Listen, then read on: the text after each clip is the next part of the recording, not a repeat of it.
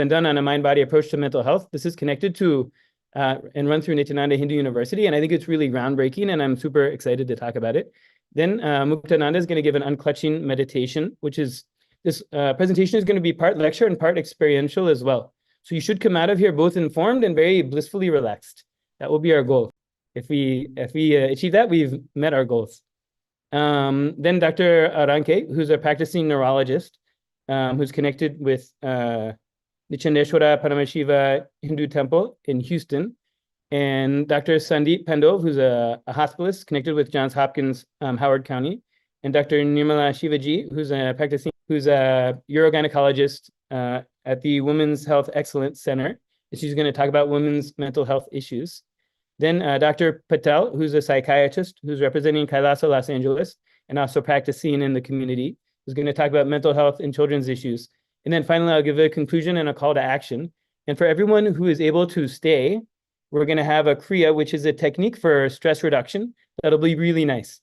So it should be a very enriching and enlightening experience for everyone.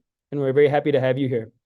Briefly, this Science Summit is geared at how we can bring new scientific innovations to help the UN achieve its sustainable development goals. We picked goal number 1, no poverty, number 3, good health and well-being, and number 16, peace, justice, and strong institutions. Really, if you look at the sustainable development goals, enhancing mental health will really help assist in achieving almost all of them. So we feel strongly that the work that we have and what we're bringing forth can help the UN achieve its goals and really bring a lot of positive mental health and well-being globally. So we think it's very perfectly aligned with this summit, and we're extremely grateful to the UN General Assembly in that if we really optimize people's mental health in a very comprehensive way, the benefit will be much beyond 2.5 trillion or 5 trillion and really unquantifiable. So now we're going to move, Dr. Muktananda is going to give a brief intro to our concepts of mental health.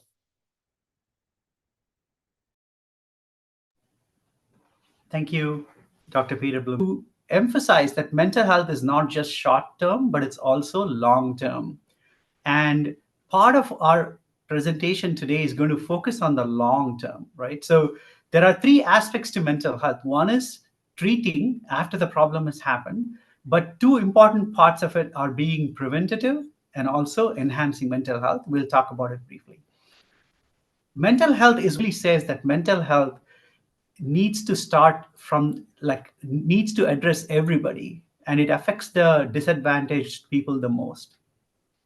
When we normally think of treating mental health, the traditional approach tends to be very much focused on treatment, which is after the fact and super expensive, and it tends to focus on emotional, prevent it from happening. This is far cheaper, more effective, and more sustainable. Instead of just handling emotions, we should handle the source of emotions, address the mind-body system as a whole. And Dr. Peter is going to talk about, have an entire session on how to address the mind-body system. Instead of just controlling thoughts, address beliefs. I think transforming our beliefs from life negative cognitions to life positive cognitions. This is so critical. I'll talk a little bit more about this in a bit. And finally, instead of thinking of mental health as just maintaining and managing, that help you unlock your true potential by breaking free from limiting patterns. Let's look at this a little bit more in the next slide. So next slide, please. See, powerful cognitions go beyond positive thinking. They go towards transforming our beliefs.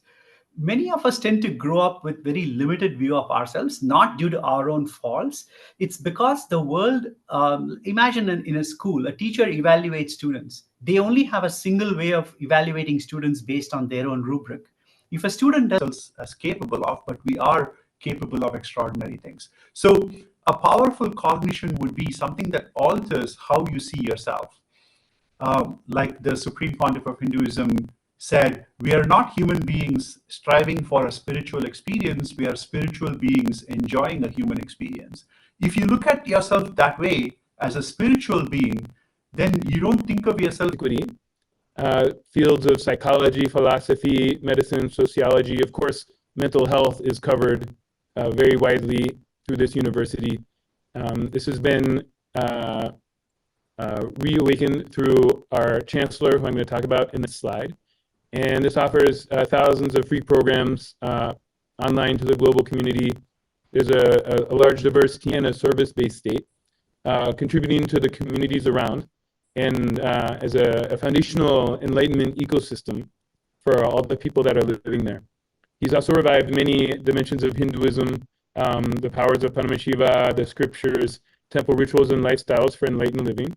Has revived the sacred arts university that has created a million deities for enlightenment ecosystem. Briefly, so mind-body. So treating mental health through the mind is very challenging in that it goes beyond the mind. So efforts to powerfully address mental health have started to look at a mind-body system, and we'll be talking about it a little bit later, about things like the biome and the physical structures of how the mind and body interact in the brain and body, and found cellular, physiological, and mental health effects. And then lastly, we're going to talk about some lifestyle strategies that are aligned with, for individuals out there who may be watching, for the masses, that can move towards a space of enhanced mental health. So the first topic we're going to talk about is cellular effects of mind-body intervention. So this was but at the system-wide level will show up as stress and disease. Many of these pro-inflammatory pathways were down-regulated. And when I say down-regulated, it means like 2 to 7-fold in reduction of the proteins, of the gene products. And then the anti-inflammatory pathways that reduce stress and reduce inflammation were upregulated, again, 2 to 7-fold. And then there were 2 specific pathways that they noted. One is the anti-aging, like the aging system of the cells at the DNA level. When the telomeres in the chromosomes in the DNA get short, then the cell can no longer reproduce and becomes senescent or becomes no longer effective. So maintaining the telomeres long is a job of telomerase. So people who did this program, their levels at the end versus the beginning were pretty universally elevated. About half of them, it was double, and about a quarter of them, almost a third, were triple. So a huge increase in telomerase activity, which we would expect to keep them young at a cellular level. You see it's 967%. It's not a typo, it's really true. Basically 10-fold increase in mitochondrial metabolism. So you would expect that to show up in a massive surge of energy. So when you put together at the cellular level a huge surge in energy, combine that with anti-aging, rejuvenation, and then reduction in stress. Now we looked at how does that show up at the level of the bar. For US average, total score is around 18. A higher number means more depression, more anxiety, more stress. So you want a low score in this. For the participants, the score was already much lower than average initially, which may reflect that some people already had taken initiations and were involved in this mind-body approach to life. But afterwards, it dropped all the way to 6.1. Average is 18 to 6.1, a huge difference. And for the depression score, anything above 10 means depression. 5.7 is the average. For this, the post scores were 2, and then the bar graphs, both paired and unpaired, highly statistically significant in all of these. So statistically and clinically very significant improvement in people's feeling of mental health in connection with this program. The next we looked at the WHO-5 Wellbeing Index. So this goes from 0 to 100, where 5 out of the 9 met statistical significance. And they were also clinically significant. I just included a couple graphs here. The total score, you can see it's going up for just about everyone. And then social functioning is going up for just about everyone. So again, increased mental and physical health was seen. And the last one is mindfulness. And this looks at the ability to be present. So this gives you a score from 1 to... So then the question becomes, what are these programs? What is special about these programs that's bringing these really remarkable changes at the cellular level? Particularly the mitochondrial assay, you'll never see anything like that. And all the other changes, the stem cells, the telomerase activity, the gene expression, or kriya, from Sound Health Designs in Wichita, and this was in 2005 and 2006. And they studied a variable called heart rate variability, which shows variability within the heart rate that reflects the autonomic system and how at ease someone is. You could say it's very complex. We don't have time to go into it further. But the key finding is when he went electrically. there's very little activity, which we will posit will correlate with a low thoughts per second, very little mental activity. So he could completely kind of shut off the mind, and it would show up at the EEG level. That shocked the researcher. And then when he would go into meditation, there would be a huge surge in gamma waves, which we'll talk about shortly, the significance of gamma waves. But the key part is when he was healing, like the things that we demonstrated earlier. So he was able to transmit it to people he was healing. Some quotes that said from Dr. Collins that he couldn't believe that he said there's no such thing as normal for you. He couldn't believe that his baseline level of mental. He is doing initiations to his disciples or people visiting his ashram as well. He puts their brain in gamma waves, high amplitude gamma waves, which is a very specific kind of gamma wave that's almost never seen. So real quick primer on brain waves. Brain waves is the measurement of the electrical activity in the brain through an EEG, which is like an EKG for the brain, electroencephalogram. You can see delta waves are very low frequency waves from 0.5 to 4 hertz on the bottom left. This is like when you're in sedum on a normal EEG. They were normally detected with something called a QEEG, where you take a computer and look at the raw data and see tiny little, very, very low amplitude up and down high frequency waves that you can't really see with your naked eye, but the computer can calculate them. And they've been shown traditionally in everyone's brain a little bit.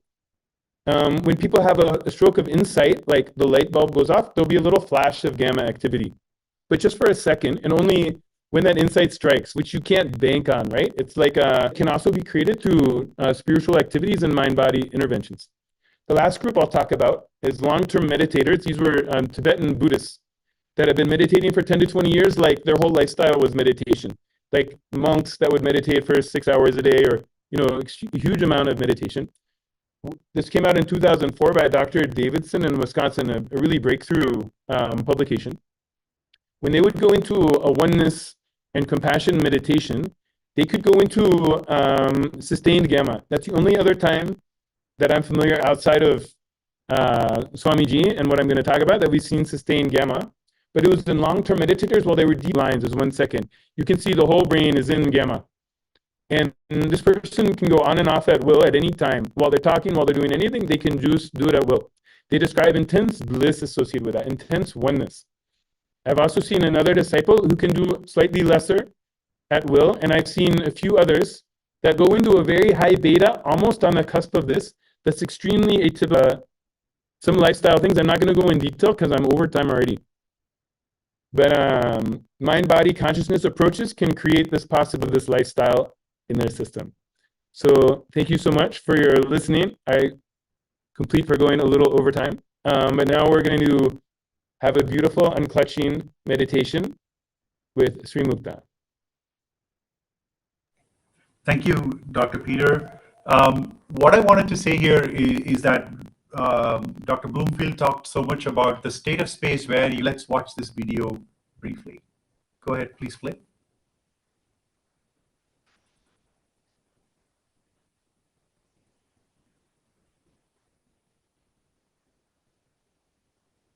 Audio is not it's not audible, Peter.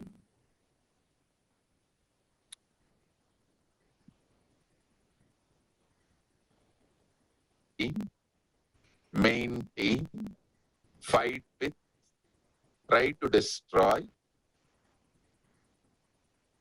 anyway engage, do not do anything with your internal thought process.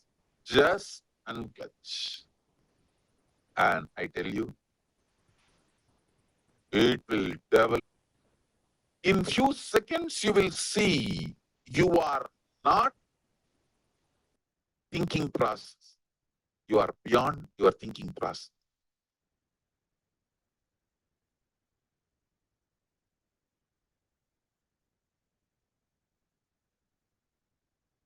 You will sit with yourself in a very matured way, highly matured way.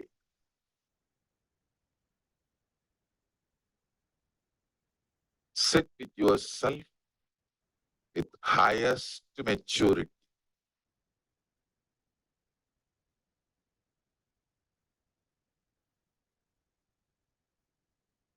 It's just to go through this unclutching. It's a great experience. I think it's really worth seeing that how simple a process can really bring your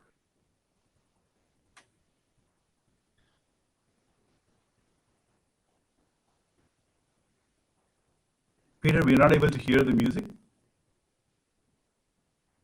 It's playing here. It's just flute-like. You hear that? Do you want to share? You able to hear it?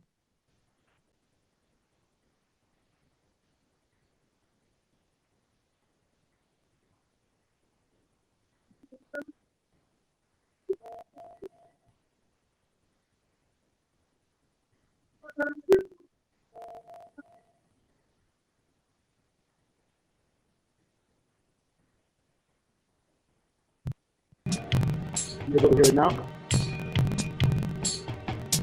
Yes. Unclutch? Give me a thought.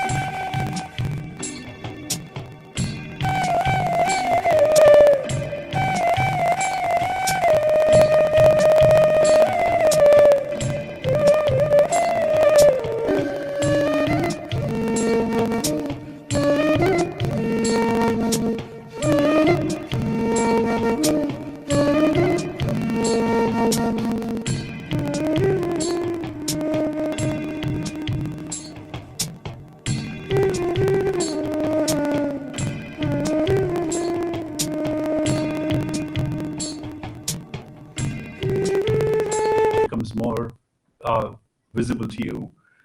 Sometimes the blood pumping through your heart becomes more audible to you. Unclutch from those also. So there is as you hear things, those are also thoughts. They're triggering thoughts inside of you. So next time, just keep unclutching deeper and deeper, and you'll see this deep sense of silence coming in. So it's a great technique. You can try it anytime. There's no specific time or place where you should do this. You can do it anytime. With that, I'll invite Dr. Aranke and Dr. Sandeep and Dr. Nirmala to take us on to the next session. Thank you. Kind of quantified the mood based on validated scales, looking at anxiety and depression. We have seen that yoga and meditation has a positive effect, but recently we're able to actually look at the brain structure itself and brain functioning and how it actually is affected negatively in depression and positively in yoga and meditation. And then again, we're highlighting how just lifestyle measures which cost very little to nothing, such as yoga, meditation, and diet, can make a huge impact. And it can reduce the costs associated with current treatment model based on medications, therapy, which is expensive, medications have side effects. And so we can go on to the next slide. And feeling pleasure. And so we can go on to the next slide. So not only is the gray matter or the brain cells, are they affected in depression, but they're gone. But it turns out certain practices, especially yoga and meditation, can actually lead to neurogenesis. We're actually generating new brain cells, and this can happen throughout the lifespan. So this in itself is like very groundbreaking information, and it turns out to others, interact with others. All of these areas are very important for that, and these are enhanced with increased amount of brain cells in yoga practitioners. Very interestingly, there's an area of the brain called amygdala, and this is involved in processing fear pathways. This is sometimes called it's a important part of our very primitive brain, which is there to protect us, but can become dysfunctional when we have emotional trauma and different sorts of mental disorder. Anterior cingulate striatum. These are also involved in emotional processing, some of these areas. Very interestingly, the prefrontal cortex is more active in practitioners of meditation. And one thing that happens when the prefrontal cortex is activated is an important brain chemical called glutamate is released. And this then sends a signal to another part of the brain called the hypothalamus to release beta endorphins. Maybe you've heard about endorphins. These are, which is important for helping us to have a sense of well-being. And this level is reduced in people who are depressed. But meditators at baseline have a higher level of serotonin. They tend to have a lower level of norepinephrine. This is epinephrine. This is a brain chemical associated with anxiety. And they've been shown after. And looked at a brain chemical called GABA, which is very important for regulating our mood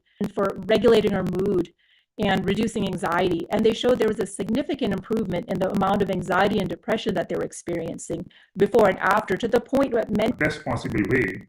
So, the whole food plant-based diet, which is called Sattvic diet, which basically comprises of fruits, vegetables, whole grains, legumes, beans, and least amount of unprocessed food and meat. And so there is less of inflammation in the gut lining. So it reduces, all the inflammatory diseases and as well as the autoimmune diseases. So in nutshell, basically, the healthy microbiome. Then a discussion, so you can go very quickly. Okay.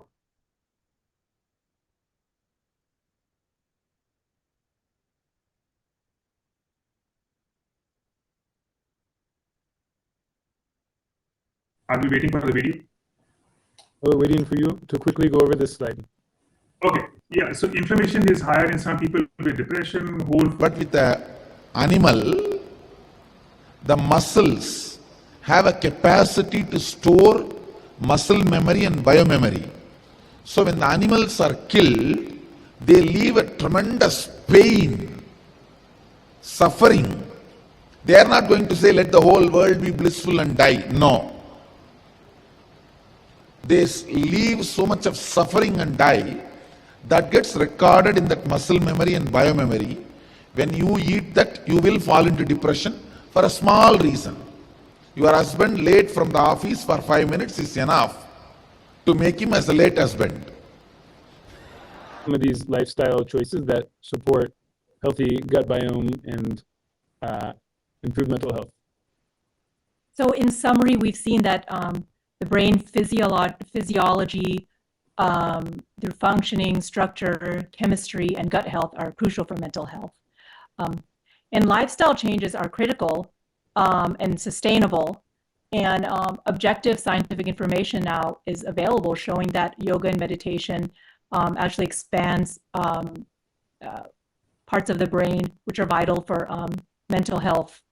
And the plant-based diet also improves that brain-gut chemistry to improve mental health. So there's various lifestyle practices in Hinduism, which Swamiji is had with that. Sure. I always practice whole food plant-based diet, but through Swamiji, I came to know about Nithyananda, which is really a step above that. So essentially, it comprises of taking a liquid diet for almost like 3 weeks. And I was amazed by its benefits. What I realized was in order to digest the solid food, it uses... And this was something that's completely new to me. I think only Swamiji talked about this. I had, been practicing different Hindu spiritual practices and lifestyle measures, but this was something completely different. So I definitely experienced very similar to Dr. Pandav. Of course, there was weight loss, but that feeling of lightness and energy was... An experience you wanted to share?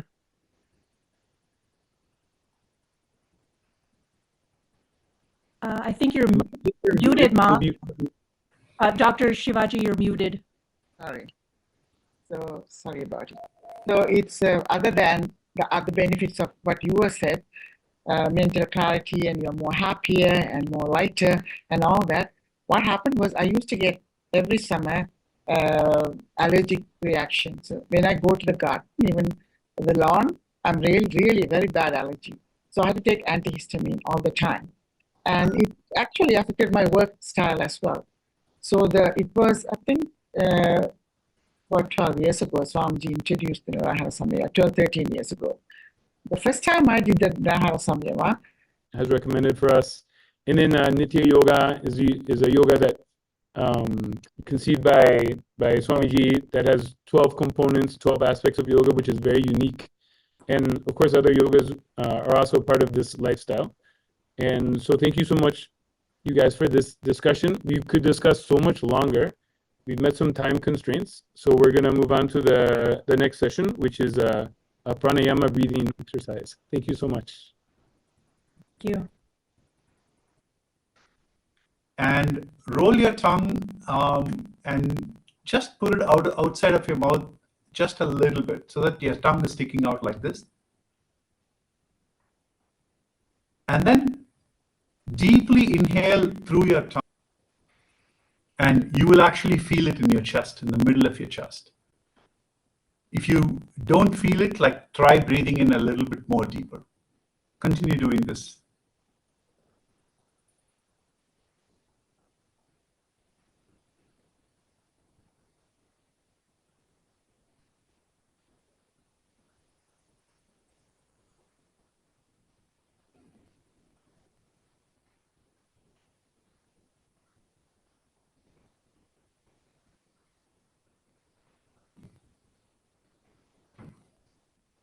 How many of you feel that deep cooling happening? It's long to breathe out, then breathe in. So count breathing in. If you count breathing in 5 times, breathe out till the count of 10. For example, 1, 2, 3, 4, 5.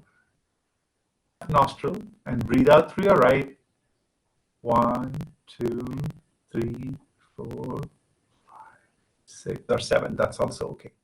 Whatever makes you feel relaxed. Typically, breathing in the alternate nostril breathing actually makes you feel quite relaxed. Okay?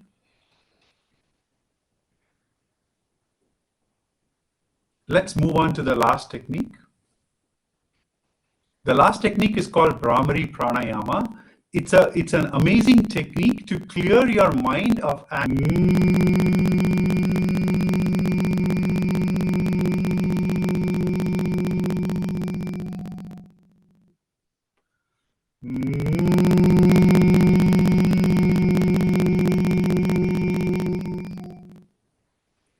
When you do that, hum as long as possible.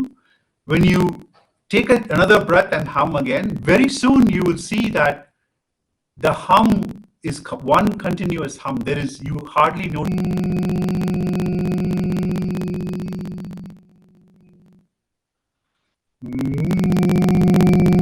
This humming is a very intense exercise. Great. So these are things you can practice pretty much anywhere. And these are all revived by Swamiji. Swamiji has taken all these ancient techniques and then put them in modern. Okay. Here I'm going to talk about sustainable mental health and AI. I have practiced, AI for a very long time, and I've applied AI to multiple different domains. And most recently, I've applied AI to education. And AI is an amazing area which is useful in mental health. Next slide. And the key challenge here is scale. Like sustainable mental health requires scale. And millions need help with anxiety, loneliness, and depression. But the primary challenge is lack of access to mental health access to people. Let's go to the next slide. Today's AI is actually super powerful. It can be very conversational in asking questions and getting answers. And it can be very personal. It can be personalized without storing personal information. And if you have availability, like access to a phone, a smartphone, you probably very powerful solution. With that, I want to say a little bit about Nithyananda.ai. This is actually a solution that Nithyananda Kailasa has developed as a scalable solution for people to ask questions and get answers. It's very easy. Go to Nithyananda.ai, or you can use the barcode that's video. For example, I'm asking the question whenever I even stay at work a little bit late. I notice that I'm very anxious about how my wife will feel. What do I do about it? This AI makes use of the, if you can pause the video here, Peter, just for a second.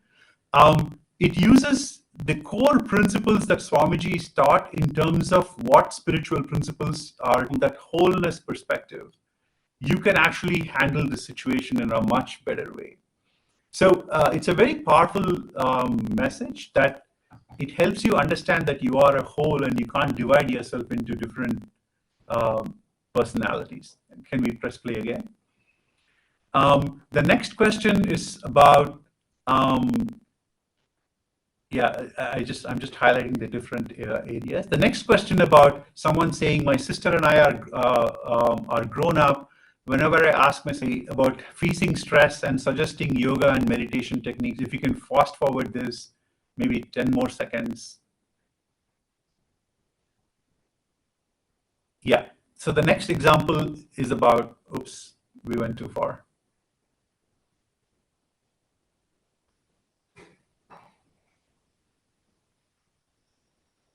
Yeah, this next section is about asking for yoga and meditation. The incidence of mental illness among women. 1 in 5 women experience a mental health issue every year. Women are diagnosed with anxiety and depression twice as men. 25.7% of young women report having self-harming at some point. If you look at here, from 2008 to 20, assault and emotional abuse. Social pressures and roles. Women often face societal expectations to fulfill multiple roles like caregiver, professional, and homemaker. And body image issues like living in the air becomes a vicious cycle. So when we look at the modern day approaches for treatment, it can be varying from psychotherapy to hospitalization. Depending on the severity of the mental illness, psychotherapy is mainly for the mild problems. It's called a talk therapy or counseling. And medications can be antidepressant, anti-anxiety medications, mood stabilizers, and antipsychotic. There are 70 different medications available now.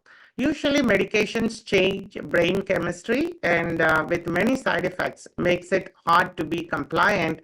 Many patients either they use medications, cannot be compliant and quit, or they become more and more dependent on medication, but the end results are not permanent cure and it doesn't address the mental disorders, and use proven results by empowering women. So when we go into the depth of the empowering methods before, so let's read this very powerful verses from Manuvati Dharmashastra, chapter 3 and verse 56. It's the law of Manu, the oldest legal text, Hindu jurisprudence, says where women are worshipped, Hindu wisdom, reviving the ancient Hindu wisdom and creating a Kailasa with various projects empowering women. Let's look at details about each level, how this empowering happening in the Kailasa. These policies are mapped to the Manuvati Dharmashastra, and Swamiji revived matrilineal society to empower it, and along with spiritual and psychological support and counseling to all women. So over $10 billion have been invested in women's health at Kailasa. This is very impressive, and again, a spiritual wellness ordains women and allows women to perform temple rituals. This is the real true reviving of the ancient Hindu tradition. So there are 108 free educational economic projects are functioning at Kailasa since 2009. Here are some 5, the most important I'm mentioning here. The Kailasa's Nithyananda Lakshmi, the world's first Hindu microfinance project for women. Here it gives the economic freedom. The next slide. Only feminine. Yeah, I think it's a video to be played. Let's hear from Swamiji, his powerful message and a description of a woman by him. It would have been completely family-based civilization. So naturally, everybody would have had their basic needs. All the basic needs would have been supplied to the whole world. Bringing the best within them, like leadership, stability, powerfulness, and divinity. And from my personal experience, I have like 14 years of medical education and practicing for 25 years of women care and being there in women during their most sensitive time, pregnancy, delivery, taking care of all age group women. I want to share only after being part of the Kailasa, multiple initiations from Swamiji, the multi-dimension of myself that we realize, and also that I want to give a true statement here to all the incident that Navaratri festival is coming. It's an annual Hindu festival. We celebrate Divine Mother Energy for 9 nights, and I do pray to my Parashakti and Divine Mother Energy to bless all women all over the world. Thank you.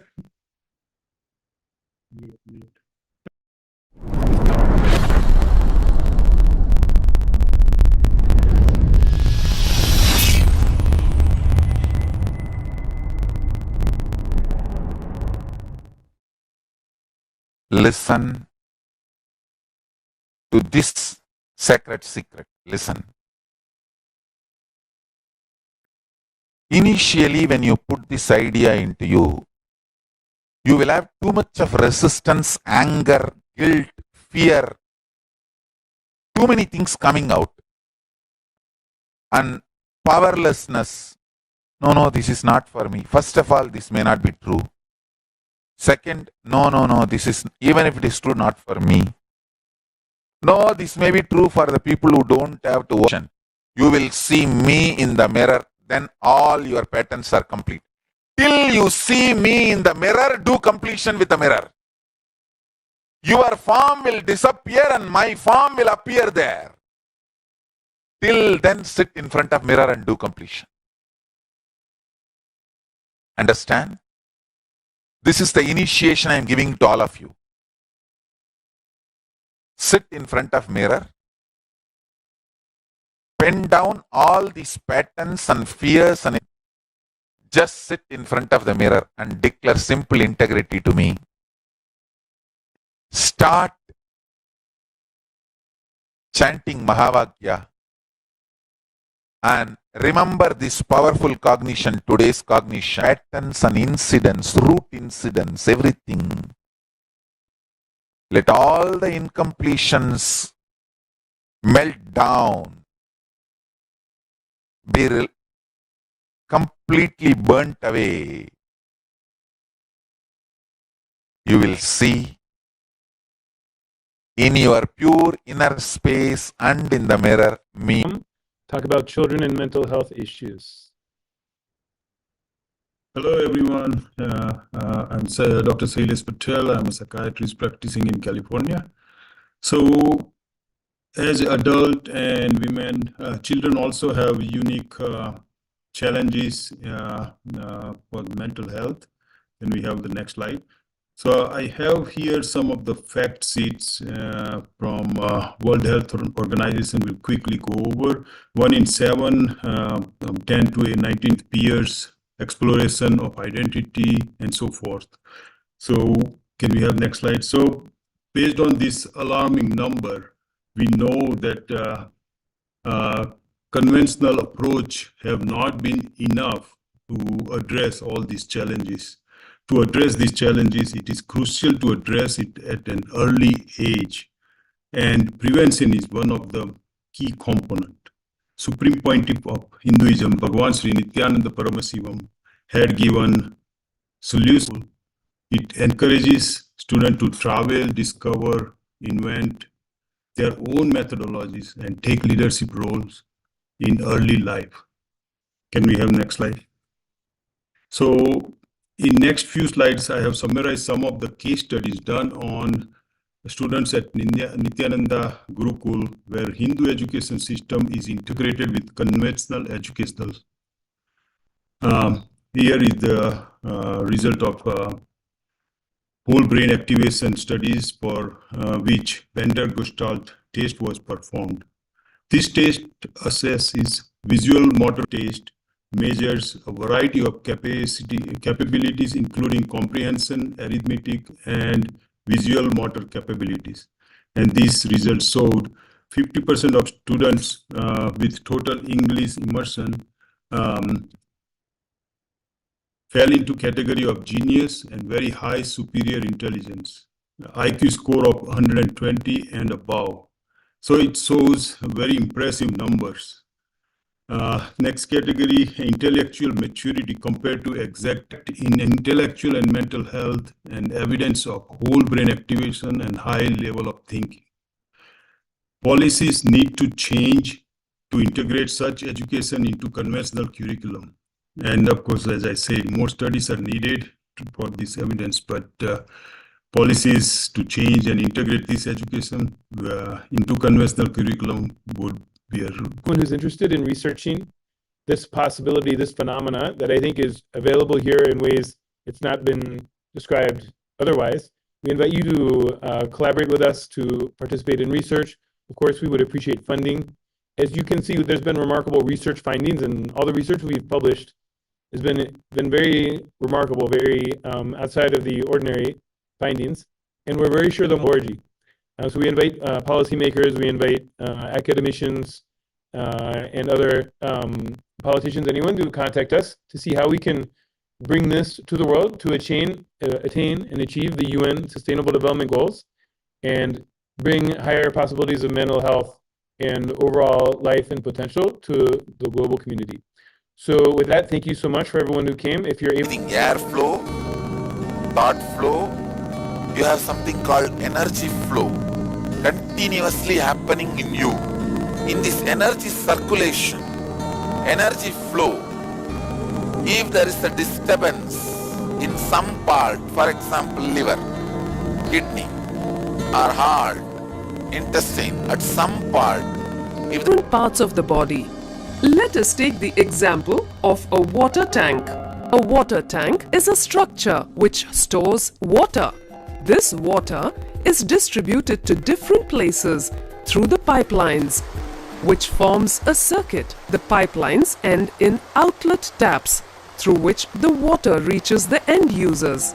Similarly, the Kundalini energy reaches the different parts of the body through the 72,000 nadis or energy channels. Let's say, for instance, there is a block somewhere in the circuit of pipelines. Then what happens? There is no flow of water. now, if your body is put in certain position, that energy blockages get removed. The energy circulation, the plumbing gets properly aligned. The wiring gets properly aligned. After that, the kumbhaka starts pumping the energy into that circuit. See, putting your body in certain asana, you are free. These kriyas are not just ordinary asana, ordinary yoga postures, ordinary kumbhaka, ordinary pranayama. It is like two different chemicals. Separately, if you take, it may take 10 years for you to cure the disease. But mixed properly in certain combination, chanting of some mantra internally. See, internally when you create the sound, it's called mantra. Externally when you listen, it's called chanting. So mantra, internal verbalization. Yeah, I can just walk everybody through the kriya. It's actually, the kriya has 3 steps. It's a kriya for hypertension, which also relieves stress. Hypertension essentially is a high blood pressure, which happens because of stress, right? So this kriya has simple 3 steps. It actually builds on top of what we did before, right? Earlier, we learned how to do Nadi Shodhana, which is breathe in through one nostril, breathe out through the other nostril, breathe in through that nostril, and breathe out. So that with your knees drawn in and your heels touching as close to your body as possible. You just have to look ahead. That's the posture. Peter will show the picture. That's the second step. In that posture, you just hum intensely. And the humming is something I already shared with you before. And so the third step is lie down, and in the bliss of the hum, the humming creates, and then breathe in again through your right and breathe out through the left. This is one cycle. Do this cycle 21 times. Let's start with that. That's the step 1. Step 2 is this picture. Sit like this picture, holding your knees.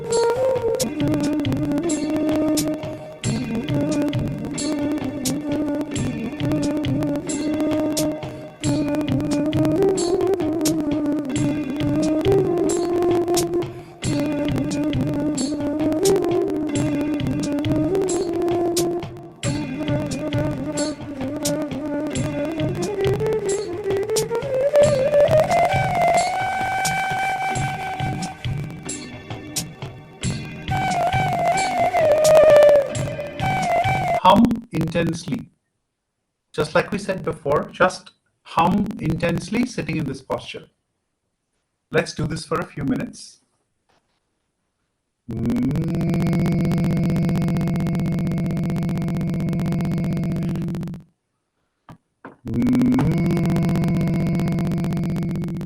can play the music too, Peter.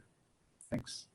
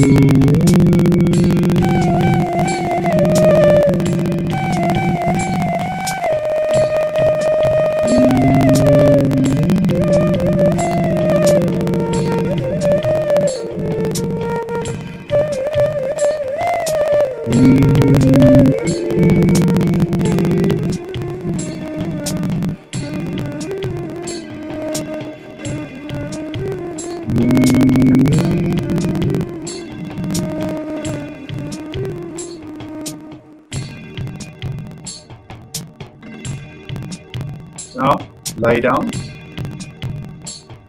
breathing, heartbeat, unclutch from that also. Fall into a deep silence.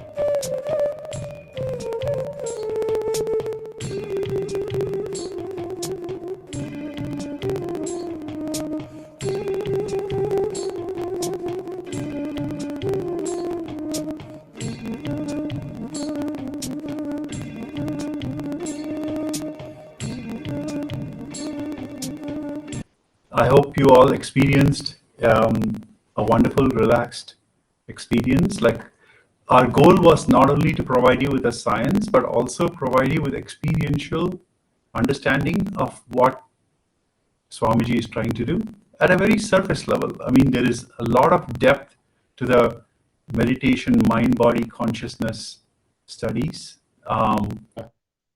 Research collaborations, funding collaborations, anything that you want to collaborate with.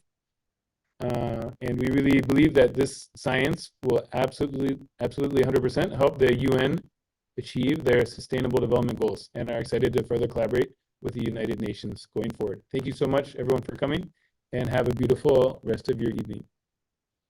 Thank you so much.